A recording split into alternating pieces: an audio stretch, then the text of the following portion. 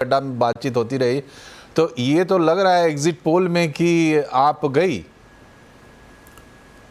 देखिए, exit poll Lok Sabha चुनाव के बाद थोड़ा उसकी छवि ऐसी बनाई गई कि एक वितृष्णा हो गई, लेकिन मेरा लंबे समय का अपना अनुभव यह है कि एग्जिट पोल अगर ठीक से किया जाए और उसका जो एनालिसिस थोड़ा ज़्यादा ठीक हो वोट परसेंटेज का, तो ट्रेंड जरूर बता देता है।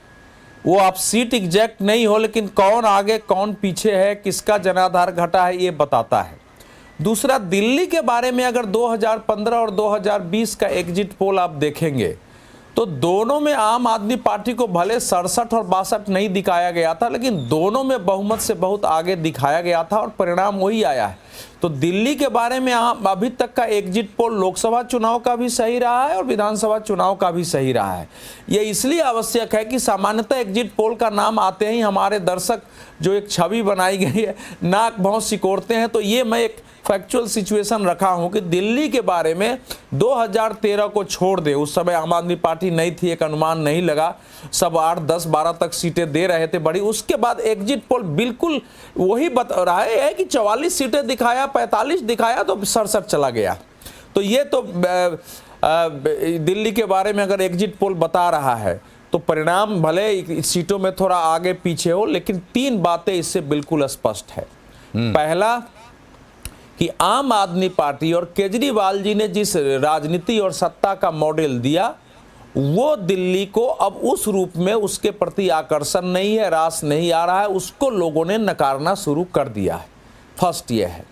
दूसरा इसका यह है कि कांग्रेस पार्टी जो अपना जनाधार वापसी का सपना देख रही कि यहां से होगा, अभी उसका वोट परसेंटेज नहीं है कि उसने बीजेपी को कितना लाभ पहुंचाया है, वो अभी लंबा उसको अगर उसकी रणनीति स्पष्ट नहीं हो कि उसको वाकई लड़के, चाहे आम आदमी पार्टी हो या बीजेपी हो, स्वयं लड़के हमको स्थान बनाना है, उसमें अगर आगा पीछा रही जो इस बार हुआ है और केवल मुस्लिम वोटों पर आप निर्भर रहेंगे तो वो प्राप्ति नहीं होगी। तीसरी बात यह है कि भारतीय जनता पार्टी अब जो है, जो आप बता रहे हैं 1998 में चुनाव जीती थी, 2003 में हारी थी, तो अगर उस ढंग से देखें तो 21-22 वर्ष के बाद भारतीय जनता पार्टी ये मान सकती है कि केजरीवाल के विरुद्ध जो हमने संघर्ष किया है उसके परिणाम अब आने लगे हैं और लोग हमारी राजनीति को, खासकर केजरीवाल में बदलाव के लिए, चूंकि विकल्प हम है, इसलिए लोग हमको हमको समर्थन दे रहे हैं। ये 3 बात इसमें स्पष्ट हुई है। बाकी जो आप देखेंगे चुनाव में मुद्दे क्या उठे हैं, चुनाव में कैसे हुए हैं, तो एक महत्वपूर्ण जो इस चुनाव का रहा है वो भी मैं स्पष्ट कर दूं कि INDIA में केजरीवाल एकमात्र नेता थे जिन्होंने इस ट्रेंड को पहचाना कि भारतीय जनता पार्टी जीते या हारे, हिंदुत्व एक वोटिंग का भारत में और हिंदुत्व के जो राष्ट्र भाव है उसमें एक मेजर वोटर देश में खड़ा हो गया है और उसके विरुद्ध में जाके हमारी हालत खराब हो सकती है। मुस्लिम समर्थक नहीं बनना है, इसलिए जेल से निकलने के बाद वंदे मातरम से लेके अयोध्या जाना, पत्नी के साथ दर्शन पूजा करना और यहाँ पुजारियों को और ग्रंथियों को अवधेश जी बक्सा कहाँ, हिंदुत्व विरोधी बताना, वो वोटर्स ने बक्सा कहाँ केजरीवाल को, अगर केजरीवाल को बीजेपी चुनौती नहीं दे पा रही थी। जी, लेकिन ये जो एग्जिट पोल कर रहे हैं तो उसके हिसाब से तो लगता नहीं कि बक्सा उन वोटर्स ने केजरीवाल को, नहीं, मैं ये नहीं मानता हूं। देखिए, ऐसा है कि आम आदमी पार्टी का अभी एक बड़ा जनाधार दिल्ली में है, उसकी वोट का। इतना आसान आम आदमी पार्टी को दिल्ली से खारिज करना नहीं है, पराजय के बाद फिर शुरू होगा, क्योंकि आम आदमी पार्टी का जो बेस है वो कांग्रेस और बीजेपी है। एक बड़ी संख्या में इन दोनों पार्टियों को लोग इसमें आए हैं।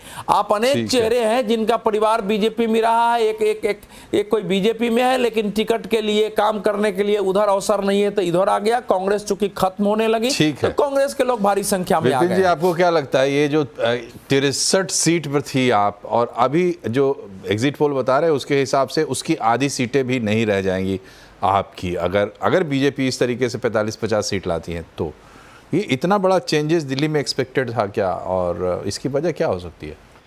देखिए, एक तो किसी भी पार्टी का 10 साल लगातार सत्ता में होना, अरविंद केजरीवाल का जो पूरा राजनीतिक सफ़र है, उनकी जो पार्टी का है, वो एक अलग तरीके से पार्टी आई, उसने एक अलग अपना बेस बनाया, अलग लोगों के बीच में बनाया, अलग तरह की राजनीति भी की, लेकिन हर चीज़ का एक वक्त होता है। तो पहला तो मुझे वो टाइम फैक्टर लगता है कि 10 साल जब कोई शासन कर लेता है तो आपको, जैसे आप एंटी इनकम्बेंसी बोलते हैं, कि आपको उनकी खराब चीज़ें दिखने लगती हैं। अब जनता ही है, वही जनता है जो उनको जिता रही थी, तो वही जनता अगर थोड़ी बहुत भी इधर उधर हुई, और फिर इस बार से बीजेपी ने जिस तरीके से बिल्कुल अरविंद केजरीवाल के ग्राउंड पर ही जाके चीज़ें प्ले करी या खेली, या लगभग उन्हीं की शैली में वो चुनाव लड़ा, उसमें हालांकि उन्होंने हर तरीके दांव पेच अपनाए, हर तरीके का उन्होंने उसमें खेला, काफ़ी बयानबाजियां भी चली। इस बीच वो शराब घोटाला बहुत हुआ, आम आदमी पार्टी के नेता, इवन खुद मुख्यमंत्री, सब जेल जाना आना, ये सारी बातें हुई।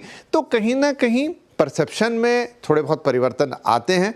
दूसरी बात कि जो फ्रीबीज की बात है, जिस पे अरविंद केजरीवाल भी बहुत ज़्यादा निर्भर करते हैं, लगभग वही चीज़ें ऑफर में बीजेपी की तरफ से, हालांकि कहा यह जाता है कि जो दे रहा होता है जनता उसको वोट देती है रादर देन जो प्रॉमिस कर रहा होता है, लेकिन अगर वो फैक्टर चल ही गया। और एक और जो मुझे लगता है कि बहुत सारी जगह पे अरविंद केजरीवाल को ये कहना पड़ जाता था कि ये हमें काम नहीं करने दे रहे, ये हमें काम नहीं करने दे रहे, तो शायद किसी के मन में ये सवाल भी आ सकता है कि जब अगर आपको काम ही ना करने दे रहे हैं तो फिर मैं उन्हीं को दे दूं।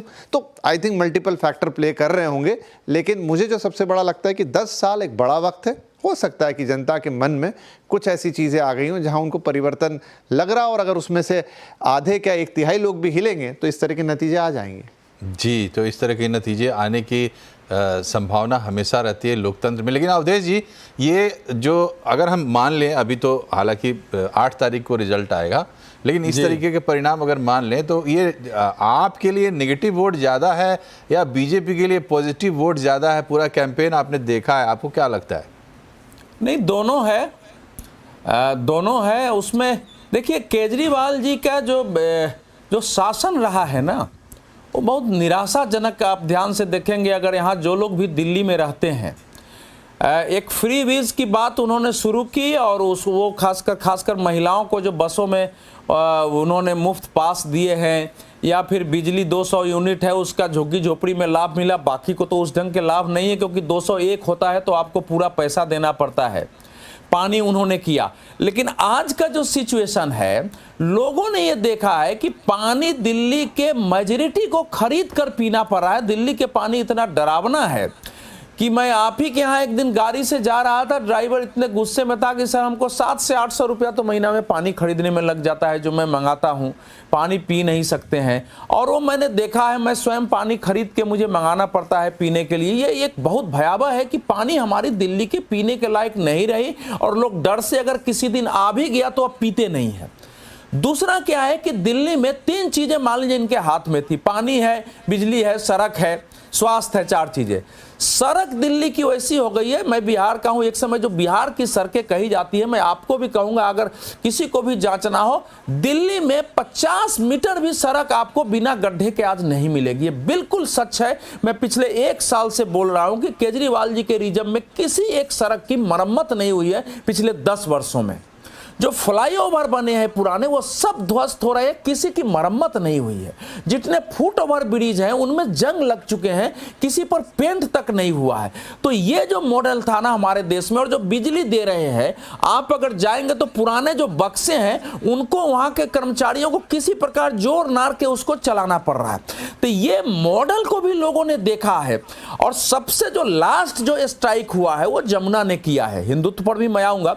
लास्ट स्ट्राइक जो हुआ है वो जमुना का हुआ है। यमुना का केजरीवाल जी ने कहा कि यमुना हमको वोट नहीं दिलाती है, इसलिए तो वो इंटरव्यू उन्होंने दे दिया। लेकिन स्वयं उन्होंने जैसे ही जमुना को के लिए जहर की बात की कि हरियाणा सरकार ने जमुना में जहर दे दिया है, और उस पर जो डिबेट शुरू हो गया देश में कि जमुना की क्या स्थिति है, हरियाणा में क्या है, उत्तर प्रदेश में पानी की क्या स्थिति है, दिल्ली में क्या है, 10 साल पहले कैसा पानी था, और लोग सामने देख रहे हैं। तो उसके बाद ये सारे मुद्दे बन गए कि अरे दिल्ली की हवा इतनी खराब कर दी इस आदमी ने, सड़कें खराब कर दी, यमुना सरा दिया है, भ्रष्टाचार में फंसाई हुआ है। तो ये एक बड़ा इशू इस बार दिल्ली में बना है, जो नहीं था। हम लोगों के लिए बहुत अच्छा है कि पर्यावरण और जल प्रदूषण और नदियों का प्रदूषण इस ढंग से दिल्ली में मुद्दा बना है। छोटे छोटे लोग बोलने लगे थे। और इसको मत भूलिए कि अरविंद केजरीवाल जी की सरकार के विरुद्ध जितने बड़े मुद्दे हैं सब 2020 के बाद के हैं। चाहे वो शराब को लेकर भ्रष्टाचार का हो, चाहे उनके भवन को लेकर के, वो सब 2020 के बाद का। ये 2020 तक नहीं थी ये स्थिति। आप बोलते थे लेकिन आपके पास कुछ होता नहीं था दिखाने के लिए। तो ये है। और आम आदमी पार्टी के अंदर ये भाव पैदा हो रहा था। हमसे लोग मिलते थे, कुछ तो हमारी पार्टी ने गड़बड़ विपिन जी, किया है एक और साहब। पोल आ गया है। वी जी हाँ, वी प्रिसाइड का ये पोल है और ये पोल